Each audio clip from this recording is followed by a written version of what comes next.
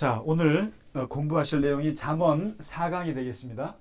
예, 잠언 4강. 오늘은 몇 장입니까? 5장하고 6장을 이제 공부하는데요. 우리가 지난주에 4장 마지막 부분에서 마음을 지키라라는 말이 나오면서 이 잠언 전체에 그 핵심적인 내용 주제가 나옵니다. 마음을 지키라. 왜 마음이 뭐냐면은 생명의 근원이 되기 때문이다. 마음이라고 하는 것이. 그러면서 이 마음을 지켜야 되는데, 마음을 지키기 위한 세 가지 길을 얘기했는데, 첫 번째가 입, 두 번째가 눈, 세 번째가 발이라고 얘기를 했습니다. 그래서 말이라고 하는 것이 그 마음의 세계를 방향을 잡아주는 키가 될 것이고, 눈이라고 하는 것은 마음의 거울이다. 눈을 보면 마음이 어떤지를 볼 수가 있고, 발은 뭐냐면은 마음을 지키는 데서도 굉장히 중요한 게 관계예요. 관계. 사람 관계. 누구를 만나고 누구를 안 만나고, 이 관계가 굉장히 중요한데, 잠언에서 특히 이 발의 역할이 굉장히 많이 나와요. 그러니까 악한 자를 만나지 마라. 음녀를 피하라. 뭐 이런 식으로 만나지 않음으로써 내 마음을 지킬 수 있는 게 굉장히 많거든요. 그래서 입은 그야말로 마음의 방향을 말하죠.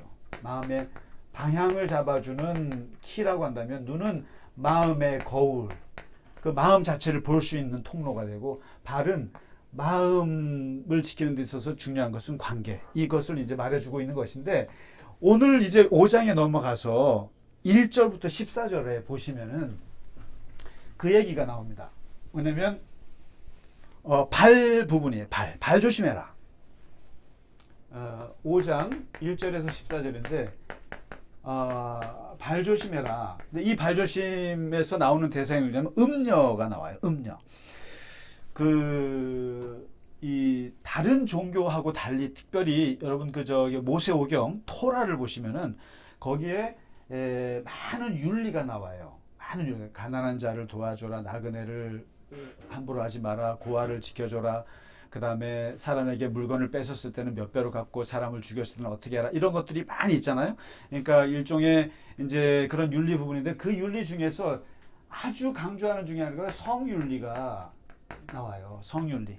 그러니까 이게 이제 그 당시에 다른 함무라비 법전이니, 고대 근동의 이집트의 법전이니, 그런 시리아의 법전이니, 이런 것들하고 달리 이 토라가 갖고 있는 강조하는 것 중에 하나가 이 성윤리 부분이 굉장히 좀 낯뜨거울 정도로 누구와 관계하지 마라, 이 이름까지 다 걸어줘요. 이게 이런 성경이 없어요. 굉장히 이제 강한데, 이 잠언서에 보면은 누가 자주 나오냐면 음녀라는 것이 자주 나와요. 음녀. 이게 이제 어떻게 보면은 이제 여성 해방론자들은 볼 때 음녀만 있냐? 음남도 있지.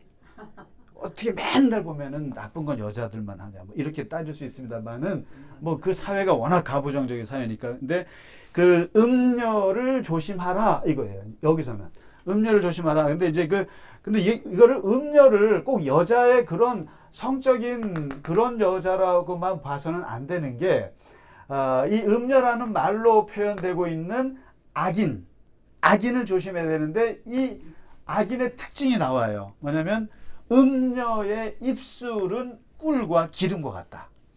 아주 달고 아주 매끈하다 이거죠. 그러니까 이게 꿀과 기름 같은데 동시에 나중에는 쑥이다. 그리고 두 날 가진 칼이다. 이렇게 말해요. 그러니까 음녀라고 하는 이런 악인들, 그러니까 우리에게 꿀과 기름같이 다가오나 결국 나중에는 아주 쑥처럼 쓰고, 그리고 언젠가는 칼처럼 나를 베어버리는 존재. 이런 사람 조심해라. 이런 거겠죠. 그 다음에 너의 발을 사지로, 너의 영혼을 수월로 끌고 갈 대상이다. 그러니까 이런 음녀 같은 사람을 만났을 때 결국에는 나를 지옥불에 떨어뜨릴 사람이다. 이런 사람들에게는 어떻게 해야 하는가? 어떻게 해야 되는가? 대책이 뭐죠? 잠언의 대책은 지난번에 말씀했다시피 음녀를 붙잡고 전도해라. 음녀를 붙잡고 설득해라. 도망가라.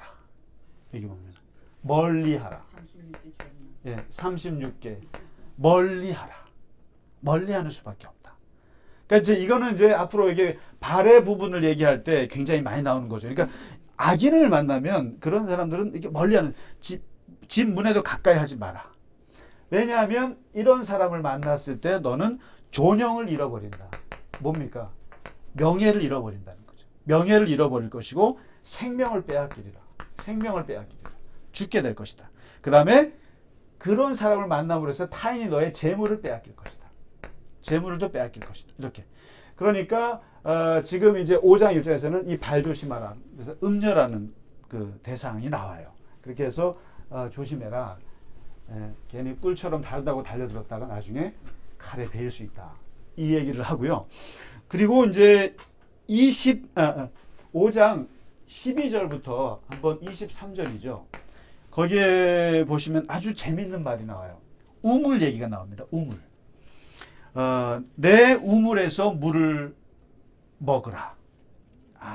제가 이번 제목도 내 우물을 복되게 하라 이렇게 달았습니다만은 내 우물에서 물을 마시라 이거예요. 이 말이 나오는데요. 이게 사실은 그 중남미 쪽에서 생긴 신학이 있어요. 그게 혹시 들어보셨어요? 해방신학이라고 들어보셨어요? 해방신학이라는 게 3세기에서 일어난 신학이에요. 주로 신학하면은 유럽과 미국이 이제 주도적이었어요. 그런데 이 중남미에서 생겨난 해방신학이 있는데 여기서 뭐냐면 군사 독재 그리고 엄청난 이 군사 국가 폭력에 시달리는 이제 신학자들이 교회가 우리가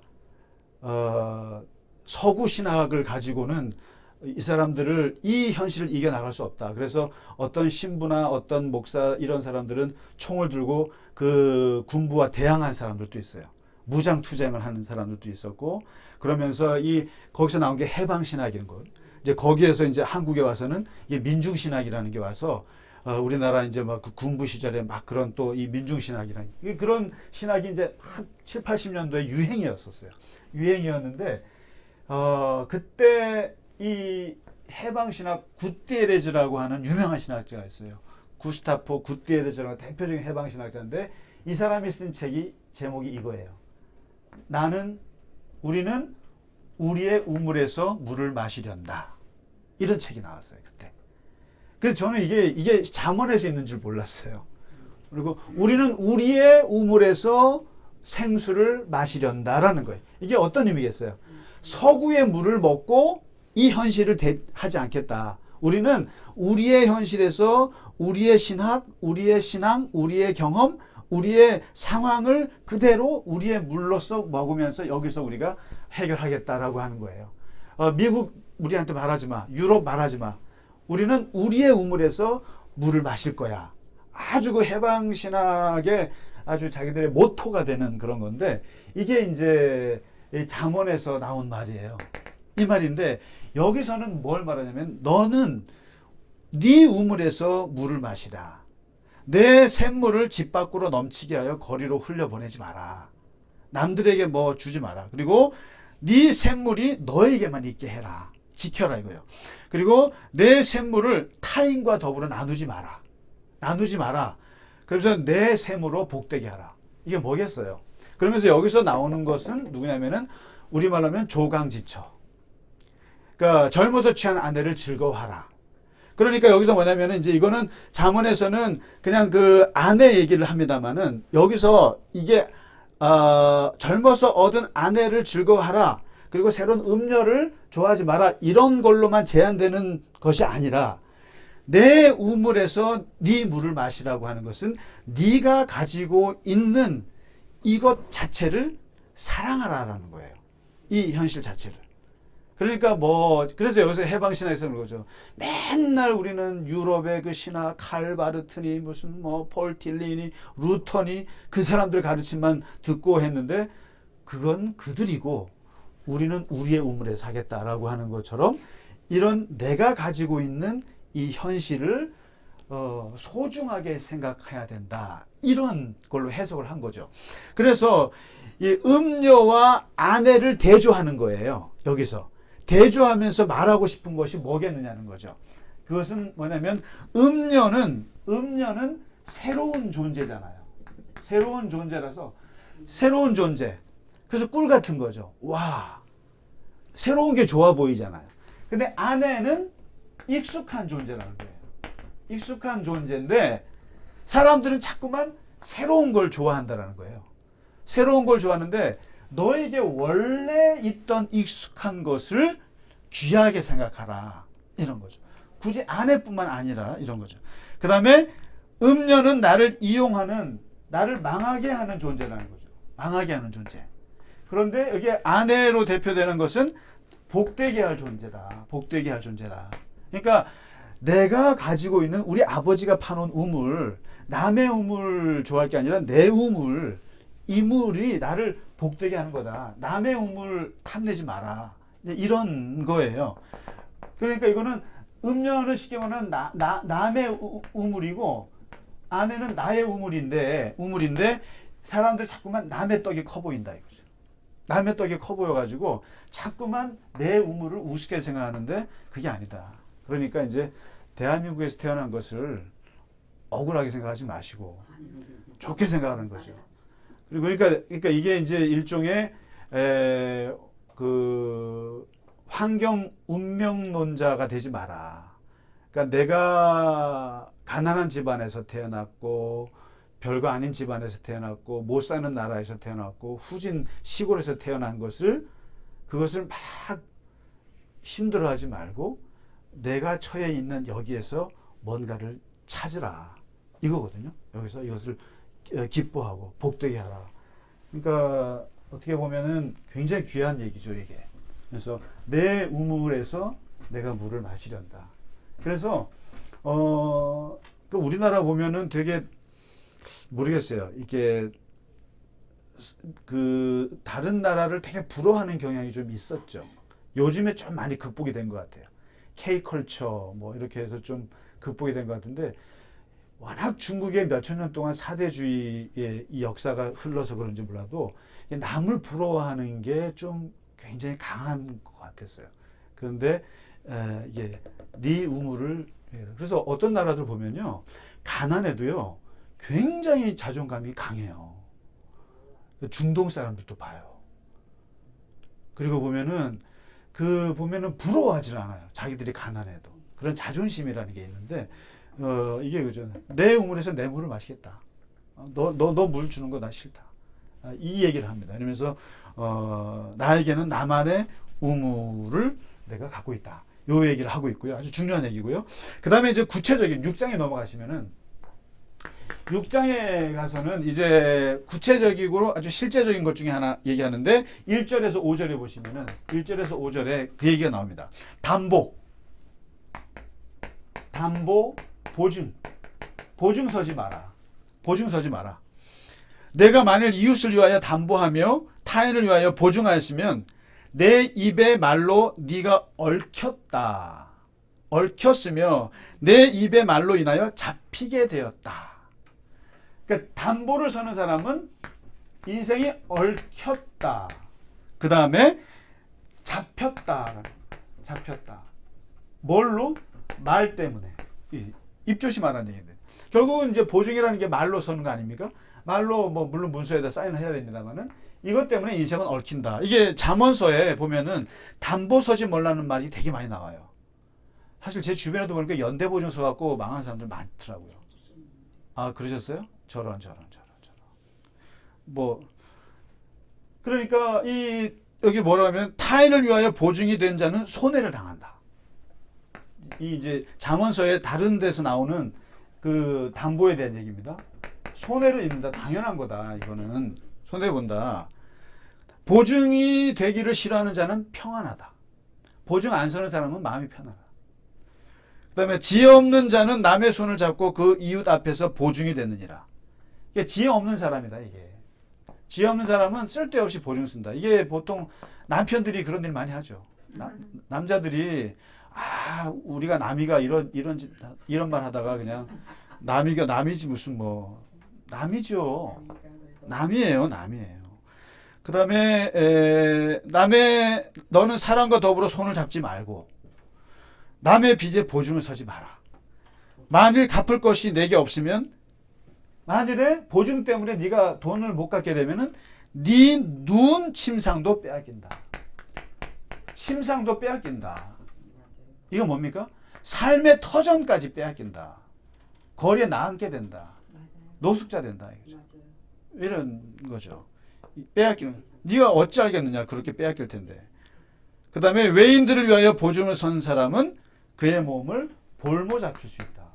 볼모. 그렇죠. 볼모 잡히잖아요. 그러니까 저는 모르겠어요. 저한테 보증 서달라고 하는 사람이 한 번도 없어서 돈이 있어야 보증을 쓰죠. 근데 보면은 생각보다 보증 서가지고 망하는 사람을 많이 봤어요. 저도. 네. 근데 그게 왜 그런지는 잘 모르겠어요. 그러니까 아마 친구 관계 때문에 그랬겠지. 친구 의리 때문에. 그러니까 이게 우리나라에서 특히 보증 때문에 문제가 되는 이유를 보면은 역시 우리나라는 체면 문화. 그 사람들의 이 관계를 이게 벗어나지는 못해. 냉정하지를 못해. 그러니까 동관계와 사람관계를 구별을 못해.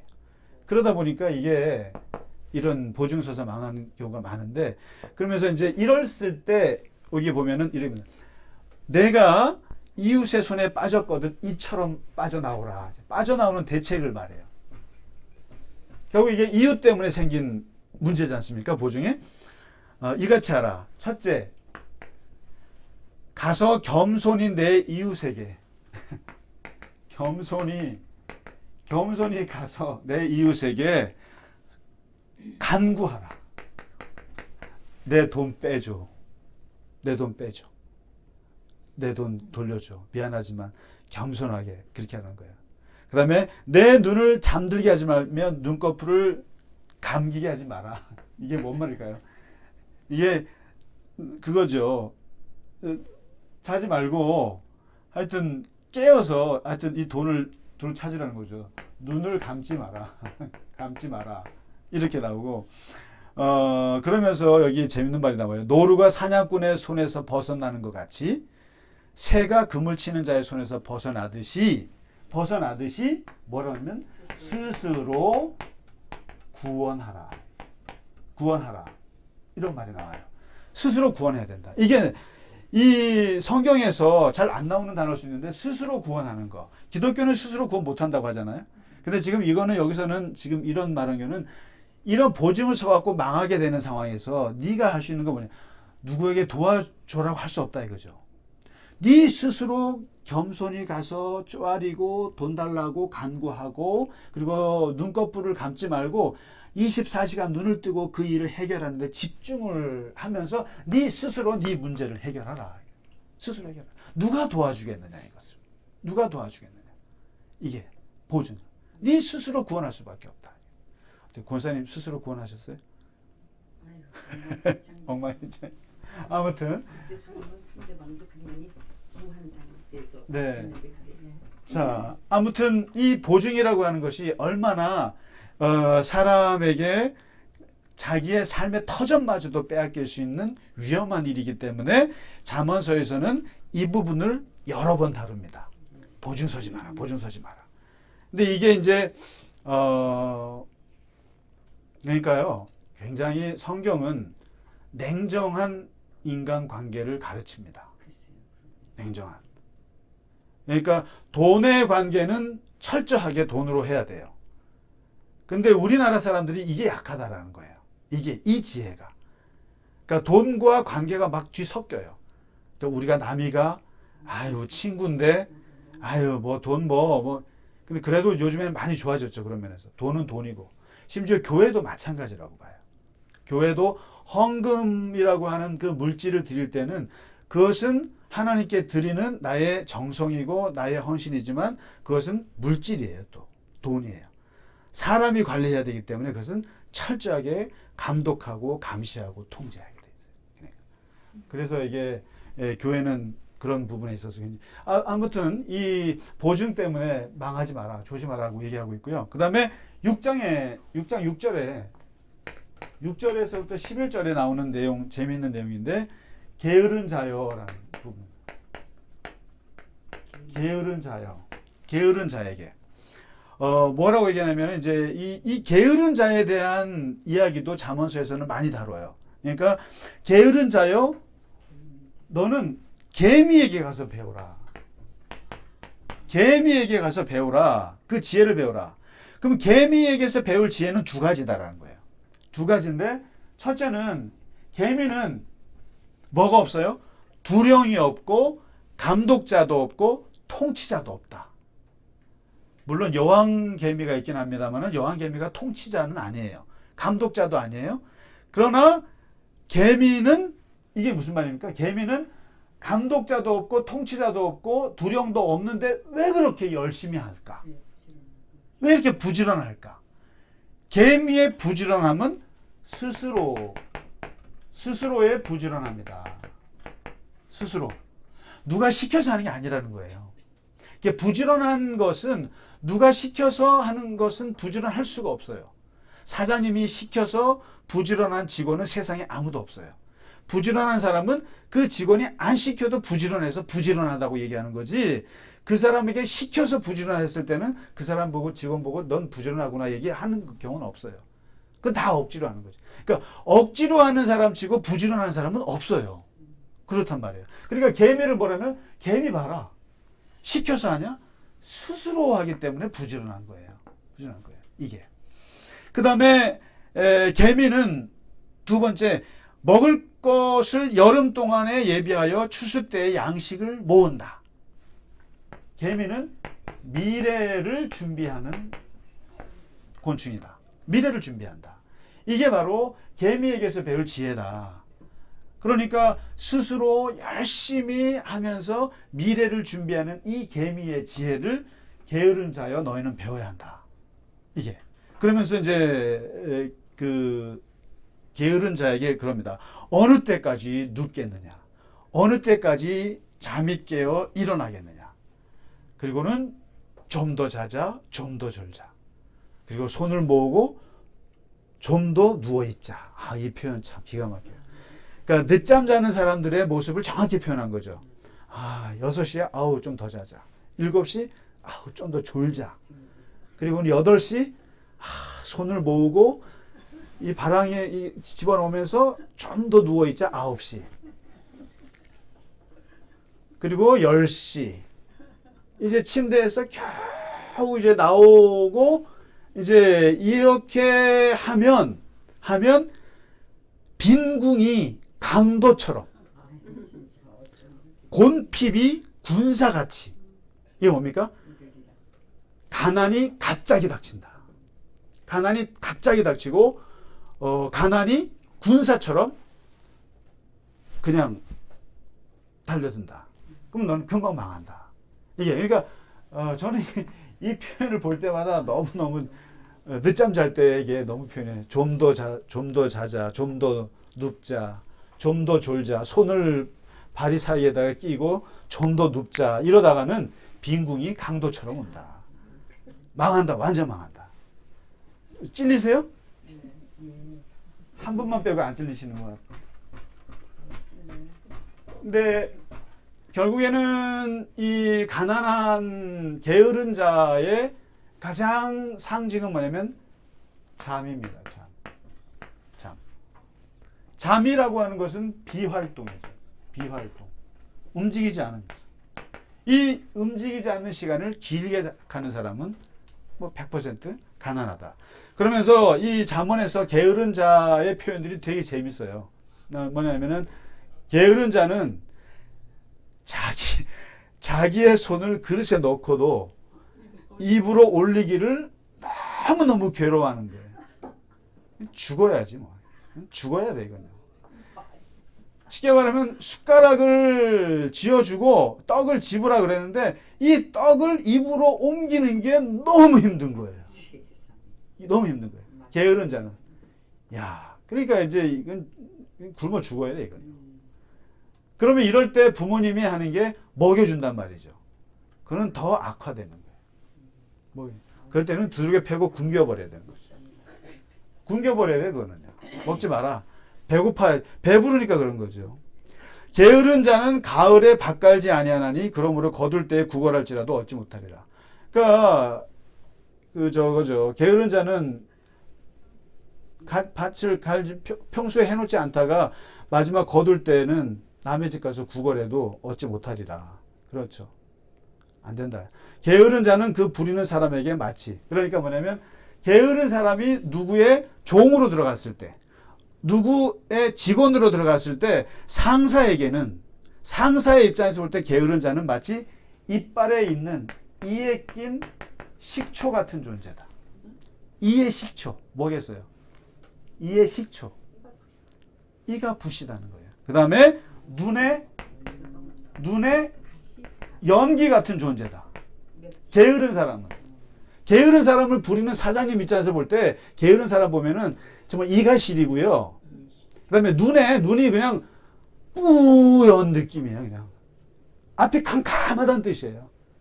이런 직원들을 데리고 일할 생각하면은 그 사장님은 그냥 눈에 연기를 달고 다니는 것처럼 앞이 캄캄해서 보이지 않는다는 뜻이에요. 이런 사람들을 직원으로 두면 좀 비참한 거죠. 게으른 자는 그 부리는 사람에게 이의 식초요, 눈의 연기 같다. 혹시 내가 주인님의 연기가 되신 적은 없으신지, 아니면 내가 부린 사람 중에 이런 사람은 없었는지 한번 생각해 보면 좋겠습니다. 그 다음에 게으른 자의 욕망이 자기를 죽이나니 이는 자기의 손으로 일하기를 싫어함이라. 뭐 그런 거죠. 그래서 이 게으른 사람에 대한 교훈을 잠언서에서 지금 말하고 있습니다. 이건 이제 앞으로 또 계속 나올지도 모르겠어요. 나옵니다. 그래서 결론은 뭐냐? 게으른 사람은 죽어야 한다. 먹기를 싫어하는 것이. 그렇습니다. 하여튼 좀 찔리고 뭐 그렇습니다. 잠을 많이 잘 때는 참 죄책감이 막 들 때가 있어요. 어떤 때는. 옛날에 열심히 했으니까 그거야 뭐 당연히 자야 되지만 늘 이런 그 게으른 사람들. 하여튼 너무 현실적인 가르침이고요. 그 다음에 이제 마지막으로 6장 12절에서 19절 부분을 보시면은 여기에 이제 하나님께서 미워하시는 것 7가지를 얘기합니다. 이게 이제 기독교인들의 이런 게 있어요. 그 기독교에서 정리한 7가지 죄, 세븐 데들리 신스라고 있어요. 이게 초대 교회와 이제 그 고대 교회에서 이제 성경에 있는 것들을 보면서 가장 심각한 죄가 뭘까 하서 정리한 게 7개 죽음에 이르는 죄를 정리한 적이 있어요. 그게 이제 뭐냐면 첫 번째가 교만, 두 번째가 분노, 세 번째가 시기. 이게 가장 악질적인 죄 3가지. 그 다음에 네 번째가 나태, 이 게으름 나오죠. 게으름. 그 다음에 5번째가 탐식, 음식을 너무 먹는 거. 그 다음에 6번째가 탐욕. 그 다음에 7번째가 탐색이죠. 탐색. 음란, 성적인 거. 이 7가지를 세븐 데들리 신스라고 그래요. 그 죽음에 이르는 7가지 대죄. 카톨릭에서는 대죄라고 그래요. 대죄. Great Sins라고도 얘기하는데 이게 우리가 이제 그 기독교 역사를 이렇게 살아가면서 우리가 보니까 결국 이 죄들이 결국 우리를 다 죽인다. 핵심적인 죄라는 거예요.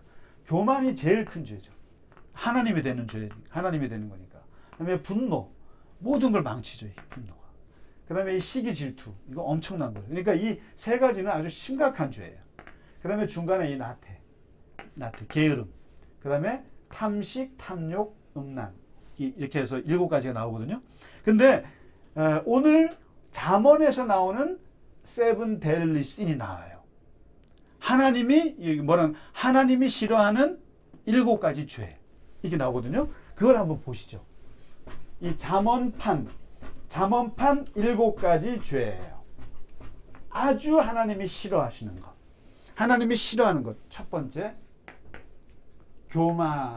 여기서 보면은 잠언은 자꾸만 몸의 이 신체 일부를 자꾸 잘 얘기합니다. 교만한 눈. 교만이죠. 첫째가. 교만한 눈. 두 번째가 하나님이 싫어하는 것이 거짓된 혀. 또 입이 나오잖아요. 거짓된 혀. 그다음에 세 번째가 어딘지 아세요, 혹시? 예. 6장 12에서 19절에 보면 나와요. 무죄한 자의 피를 흘리는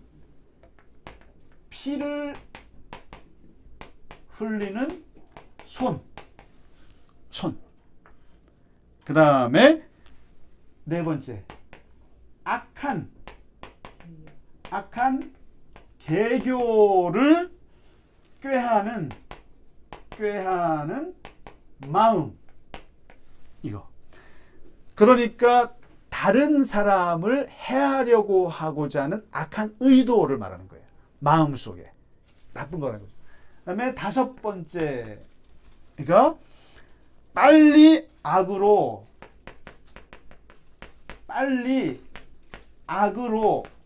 달려가는 발이에요. 발. 그 다음에 여섯 번째가 거짓을 말하는 망령된 증인.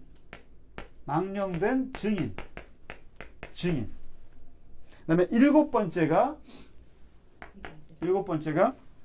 형제 사이를 이간질하는 자.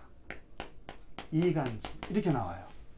자, 그러면은 하나님이 싫어하는 7가지를 잠언서에서 말하는데 이게 아까도 비슷하게 역시 넘버원은 교만이에요. 교만한 교만. 그 다음에 거짓말. 이 십계명에서도 이게 거짓 증거. 이 거짓은 스스로 거짓말하는 것도 있지만 여기에 또 나와요. 거짓된 증인. 이게 왜 나쁘냐면은요. 이 거짓된 증인은 무죄한 사람을 죽이는 거예요. 이게 거짓 증인들은. 그리고 성경에서 증인 마르투스라고 하는 말이 있잖아요. 이거는 그랬잖아요. 증인에서 순교자라는 말이 나왔다고. 멀터가 나왔다고요. 이 뭐냐면은 목숨 걸고 진리만을 얘기해야 되는 게 증인이에요. 근데 만일에 그 증인이 거짓 증인한다. 왜냐하면 그것은 사람을 죽이는 거예요. 그러니까 증인은 본인이 진실을 말함으로써 자기가 죽을 수도 있다라는 것을 각오해야 되는 사람이 증인인데, 그래서요 구약 성경에서는 이 증인들의 말은 아주 중요합니다. 그 당시에 뭐 물증이 있겠어요? 뭐 그렇게 있겠어요? 증인이 중요한데 이 증인은 하나님 앞에서 선서하고 하기 때문에 거짓을 말하면 안 되는데도 인간이라는 게 그렇죠. 거짓 증인 한다는 거예요. 그래서 남을 죽이는 건데 이 엄청 싫어한다. 이 거짓이라는 거. 그 다음에 피를 흘리는 손. 이게 폭력. 남을 때리고 이런 것들. 그 다음에 악한 계교를 꾀하는 마음. 악한 의도. 악한 마음 갖고 있는 것. 그 다음에 나쁜 일이라고 그러면은 막 달려가고 싶은 그런 발. 그러니까 좋은 일에는 안 가고 나쁜 일이 터졌다 그러면은 얼른 가고 싶어서 못 견디는 그런 발이 있잖아요. 그러니까 쉽게 말하면 남이 안 됐다 그러면은 막 듣고 싶어 죽으려고 하는 이런 거. 이런 걸 듣고 싶어 하고. 그다음에 난 망했다. 누가 죽었다. 뭐 내가 가서 뭔가 이득을 취할 게 있다 그러면 그냥 막 달려가는 그런 발. 이런 발 나쁘다는 거죠. 그러니까 이 7가지 잠언판 세븐 데들리 신을 얘기하는데 하나님께서 너무너무 싫어하신다. 한번 좀 생각해 봤으면 좋겠어요. 네. 그리고 이 교만함이라고 하는 것은요, 정말 나빠요. 정말 나쁘고 이것은 우리를 지옥으로 합니다.